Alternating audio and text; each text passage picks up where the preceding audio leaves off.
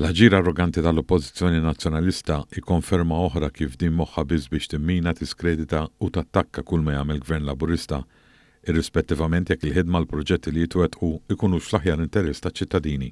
Fl-aħħar jiem is-Sindku ta' l-Baħar Ċensu Galea flimkien mal-kelliema tal-oppożizzjoni Markent Nisamut u Raħin Kallus indirizzaw konferenza tal-aħbarijiet fejn attakkaw lill-aġenziji u l-entitajiet tal-Gvern fosthom Infrastructure Malta u l-Eni Malta għax-xogħlijiet meħtieġa li qed isiru f'din l-istess lokalità.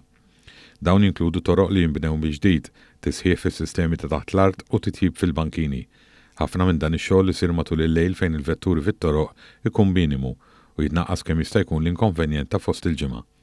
Jekk ma ssirx din il-ħidma, l-oppożizzjoni tkun minn tal-ewwel bl-aktar ton voċiferu li tattakka lill-Gvern li mhux jagħmel xogħlu. Għax qed isir ix-xogħol u b'ritmu maġġel, il-Partit Nazzjonalista sab skuża oħra biex dawwar dawn il-proġetti f'ballun politiku.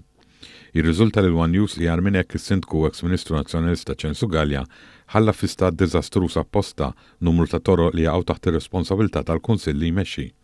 Dawn inkludu triq il-Ġifen, triq it-Tamar, triq Borodino, triq Desgwanes, triq Aristarku, partijiet minn triq il-Korp tal-Pujinieri u dawret il-Gżejjer, flimkien ma' toroq fiż-żona magħrufa bħala ta' l-Imbordin.